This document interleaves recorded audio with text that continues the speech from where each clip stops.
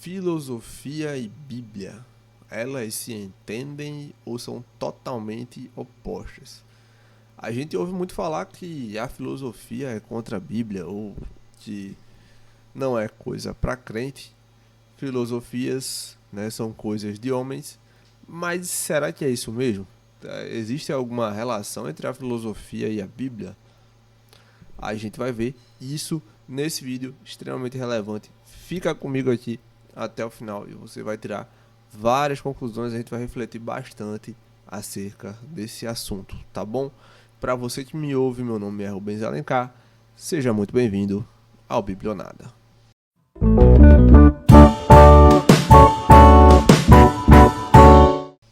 Então, pessoal, a gente ouve muito falar aí, né, da filosofia. A filosofia é um negócio mundano, são pensamentos e correntes de ideias do mundo que são contra os princípios cristãos. Algumas pessoas falam assim, a filosofia acabou com o pensamento cristão, as pessoas são guiadas pela filosofia, distanciam-se da palavra de Deus ou do caminho de Deus. Mas será que é isso mesmo, né? Será? Vamos ver. Bom, primeiramente, da onde é que surge esse mito, né, de que filosofia é, são são coisas totalmente contrárias à fé cristã ou à cosmovisão cristã. A gente falar exatamente onde surge, né, não sabemos, mas a gente sabe que desde os tempos bíblicos, os autores bíblicos, principalmente Paulo, ele alerta em relação a alguns tipos de filosofias. Lá em Colossenses 2 e 8, se eu não me engano, ou é 8 e 2, é 2 e 8 mesmo, né? Paulo fala para você ter cuidado para que ninguém vos faça presa por meio de filosofias e vãs sutilezas, segundo tradição de homens. Mas aí, isso quer dizer, e muita gente usa esse texto para dizer, olha, tá vendo? A filosofia é um perigo, a gente tem que ser guiado só pela Bíblia. Mas Paulo está falando sobre qualquer tipo de filosofia aí? Não. E a gente sabe que não, porque ele fala que está falando sobre filosofias vãs, ou seja, filosofias que nos conduzem para ideias não tão interessantes.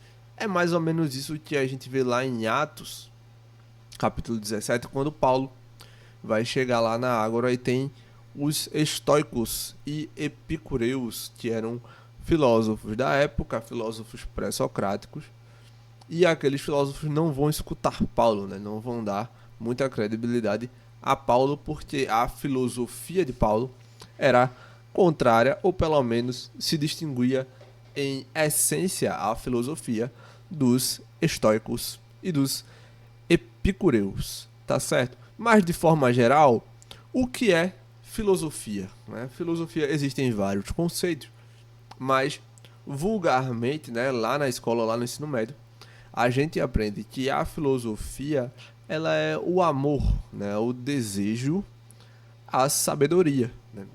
Colocado, é posto dessa forma, de que ela é uma ciência, e tem gente que vai dizer que é uma arte, não é exatamente uma ciência. Existe muito debate acadêmico e historicamente, a respeito do que a filosofia é de fato, mas o que a gente sabe é que a filosofia, seja arte, seja ciência, mas como um elemento é, de conhecimento, né, como uma disciplina de conhecimento, ela tende, né, ela busca conhecer, saber as coisas, amar o conhecimento, a sabedoria, se despir da ignorância de forma geral.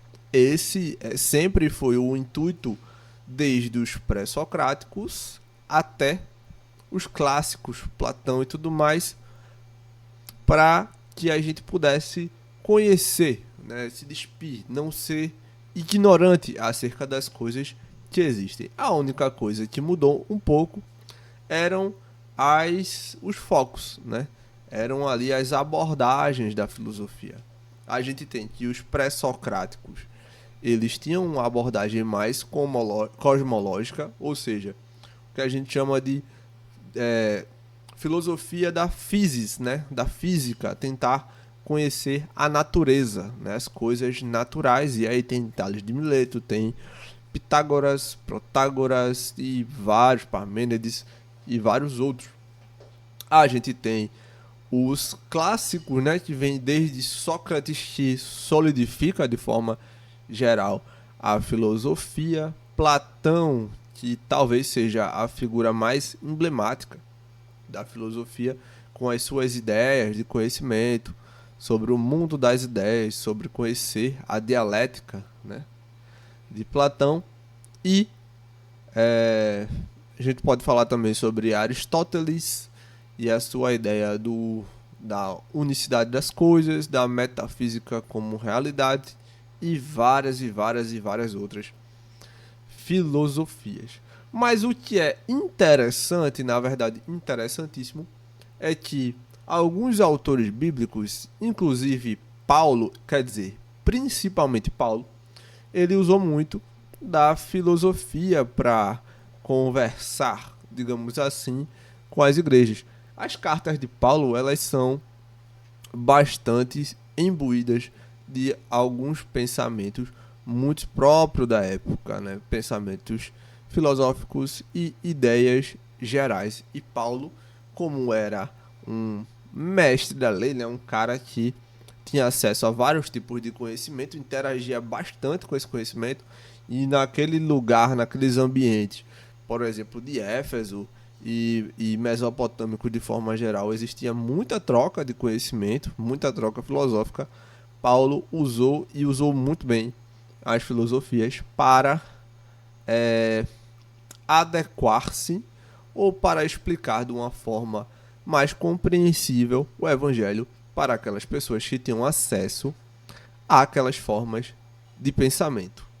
Bom, mas não só existiram os filósofos clássicos, que são contemporâneos ali em algum momento aos autores bíblicos. Existiram também os filósofos medievais. E aí um ponto de exclamação muito grande, porque antes de começar a estudar filosofia, eu achava que o conceito de Deus e de divindade era um conceito um pouco distante da filosofia. Porém, quando você começa a estudar filosofia e você começa a fazer isso historicamente, cronologicamente, você percebe que o conceito de Deus e de divindade, ele é um conceito muito abrangente. Praticamente todos os filósofos clássicos e pré-socráticos e medievais, principalmente, e contemporâneos, modernos e contemporâneos, abordam de alguma forma isso. Só que na história da filosofia, como a gente vai ver, existe uma grande cisão. Voltando um pouco, os filósofos medievais, eles foram conhecidos por serem teólogos, principalmente, cristãos de forma geral. A filosofia medieval é uma filosofia praticamente, não totalmente, mas praticamente toda cristã, porque aqueles que se encarregaram de fazer filosofia, de ideias de pensamento, eram homens da igreja. E a gente pode falar o primeiro e grande pensador filosófico e filósofo medieval, o Agostinho de Hipona, ali do quarto século, em que ele faz uma releitura, ou uma espécie de releitura, da filosofia de Platão aplicada à teologia, à cosmovisão cristã. Quando o Agostinho vai abordar algumas coisas acerca da natureza humana, do pecado original. E quando ele vai falar no livro dele sobre Cidade de Deus, de que existe um mundo ideal, né, espiritual, e um mundo real que nós estamos aqui, e qual esse mundo estamos suscetíveis às coisas da carne, aos nossos desejos, a gente vê muito bem a ideia dicotônica, digamos assim, de Platão, do mundo das ideias, né, em que os filósofos tentam alcançar, e um mundo aqui real, onde a gente enxerga as coisas de forma distorcida. Enfim, esse é só um reflexo. A gente poderia falar de outros autores medievais, como o próprio Tomás de Aquino, que muito se fala se Agostinho fez uma releitura de Platão, Tomás de Aquino fez uma releitura de Aristóteles, né? E ele usa conceitos muito interessantes de Aristóteles, inclusive na Suma Teológica de Tomás de Aquino, que é uma obra imensa e magnífica. Ele faz o meio filosófico conhece como as 5 vias para a existência de Deus, onde ele usa vários argumentos e vários conceitos aristotélicos, como causa primária, como coisas contingentes e necessárias, como causa final ou finalidade, que era um dos elementos das vias de Aristóteles, e enfim. E ele usa isso tudo para explicar e para evidenciar a existência de Deus.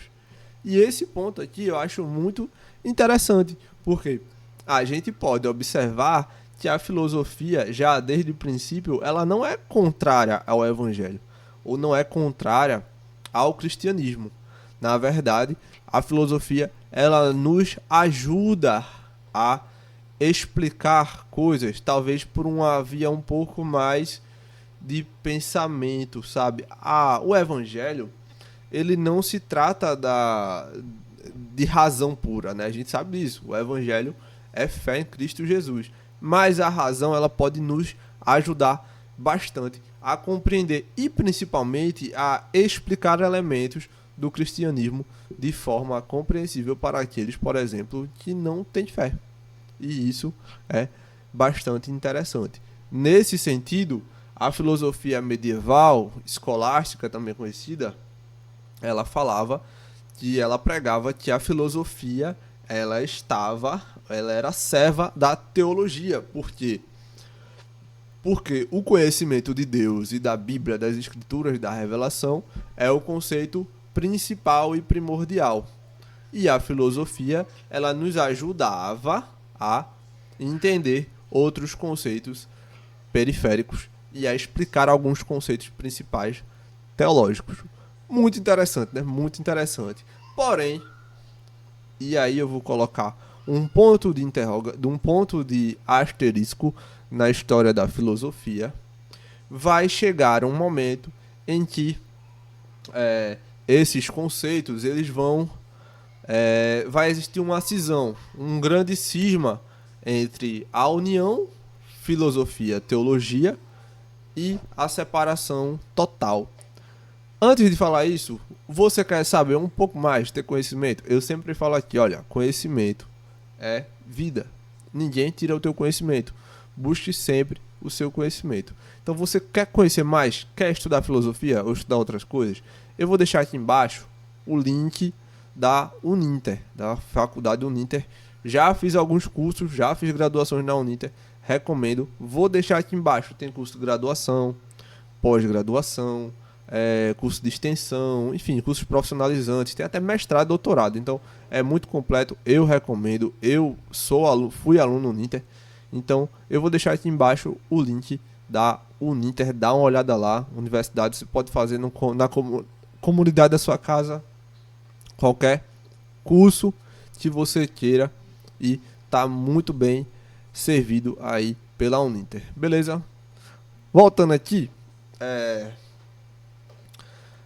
existe um grande cisma, né, que vai existir entre a filosofia, na história da filosofia, entre a ligação que existia de filosofia e teologia e as novas correntes de pensamento. Com a modernidade, né, o que a gente conhece por o positivismo ou naturalismo, as pessoas quiseram romper, né, os pensadores modernos, né, que iniciaram a modernidade, buscaram romper totalmente a ideia do cristianismo ou do evangelho ou da teologia como um campo de ciência conceitual e relevante.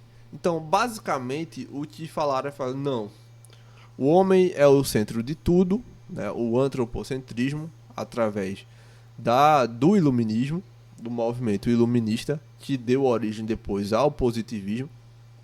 Mas o homem, ele é a medida de todas as coisas, um conceito pré-socrático, e a partir de agora tudo é voltado para o sujeito e não mais para os objetos. Não mais pesquisamos as coisas numa perspectiva objetiva e sim subjetiva, ou seja, o ser humano, o homem, ele vai ser a origem de tudo. Sendo assim, Deus não faz sentido para filosofias mais modernas, a partir do movimento iluminista e positivista. Então a gente vai ver ali uma ascensão às teorias científicas, ao empirismo, né? Ao empirismo de Immanuel Kant, René Descartes e por aí vai, vários outros pensadores muito conhecidos por essas ideias, né, empíricas, ou seja, é aquilo que a gente vê, é aquilo que a gente palpa, que a gente consegue sentir, aquilo que é testável, e isso tem alguma validade. As coisas metafísicas, né, ou transcendentais, digamos assim, não tem muita validade, e nesse sentido, as próximas correntes filosóficas da modernidade e da pós-modernidade, como as correntes sociológicas de Karl Marx, de Hegel, e as que vêm subsequente a isso, a pós-modernidade com as filosofias mais a neurolinguagem de Freud e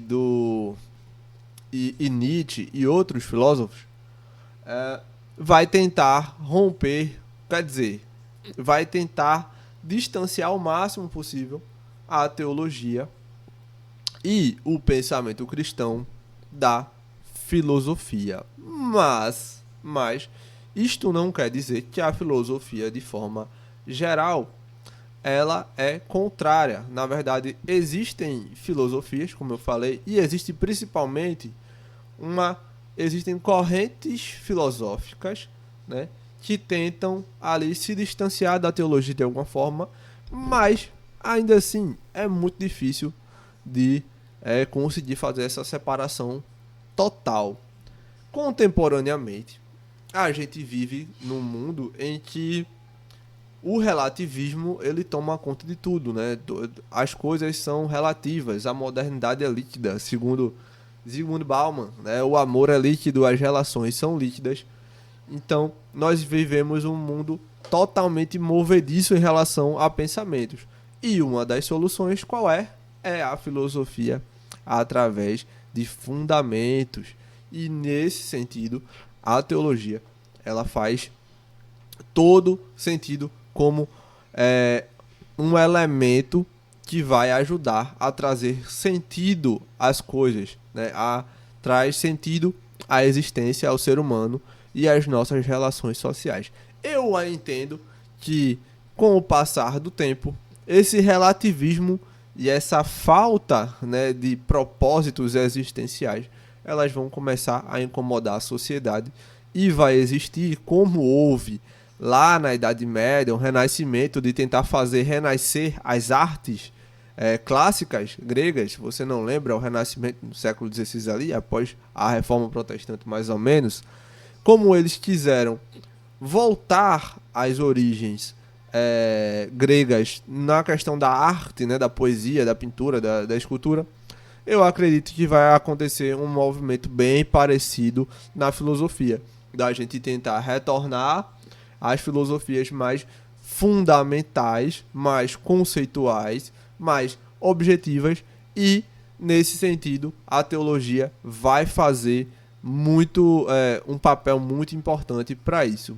Por isso, é importantíssimo que nós, como cristãos, continuemos engajados com a filosofia de forma geral, né, com as filosofias, porque esse engajamento que a gente vai ter, ele vai trazer muito esclarecimento à sociedade, e em algum tempo acredito que esses diálogos cristãos filosóficos com os diálogos mais modernos vão começar a trazer frutos do Espírito e frutos para o reino, pelo menos eu penso assim. Então vamos concluir? Concluindo ali, respondendo a pergunta objetivamente, a filosofia não é contrária à cosmovisão cristã de forma geral. Filosofia, na verdade, é você buscar entender as coisas, pensar e ter uma visão elaborada e crítica das coisas e buscar a verdade. E essa coisa de buscar a verdade é um conceito bíblico que o próprio Jesus aplica, né? Conhecereis a verdade e a verdade vos libertará. Essa verdade é Cristo, mas a gente pode observar a verdade das coisas também na criação de Deus e a gente pode estudar essa verdade e essa verdade nos vai conduzir para o Criador. Eu entendo assim. Porém, existem algumas filosofias que de fato tentam se distanciar da ideia de Deus e da cosmovisão cristã de forma geral, mas você pode muito bem saber dialogar, né, com esses pensamentos, inclusive para criticar, né, e apontar os defeitos e os problemas dessas ideologias, que é algo que nós já estamos experimentando. Cada vez mais se critica as novas filosofias e ideologias que não levam o ser humano a lugar nenhum e que objetivamente não funcionam, certo? Acho que é isso. Filosofia é algo que você pode usar para a sua vida. Filosofia é algo que você pode estudar e sempre num contexto de que a verdade principal é a revelação de Deus através das Escrituras e que a filosofia nos ajuda a conhecer melhor essa verdade e a ter conceitos um pouco mais rebuscados acerca das coisas, nos ajuda a pensar também, ter liberdade de pensamento e de crítica às coisas, tá certo? Como sugestão de leitura para você que é cristão, eu quero conhecer um pouco mais de filosofia, eu recomendo esse livrinho aqui, ó. Tá vendo? Aqui, ó. Do R6 Pro Filosofia para Iniciantes, onde ele traz um panorama histórico da filosofia ocidental, desde os pré-socráticos até os contemporâneos, com uma bela pitada de cosmovisão cristã e vários insights para nós cristãos evangélicos que gostamos da filosofia. Recomendo esse livro aqui. Vou deixar o livro na descrição do vídeo. Se você clicar por esse link, vai me ajudar também. E se você quer algo um pouquinho mais neutro, acadêmico, ou você não é cristão assim e não quer um livro com um viés tão evangélico ou cristão de forma geral, eu vou deixar Iniciação à História da Filosofia, da editora Zaha, Danilo Marcondes, se eu não me engano é o autor. É um livro excelente, não é um livro grande, também consegue conversar muito bem do pensamento filosófico ocidental ali, de forma prática, de forma bem elaborada e uma forma leve, sem ser muito rebuscado, tá certo?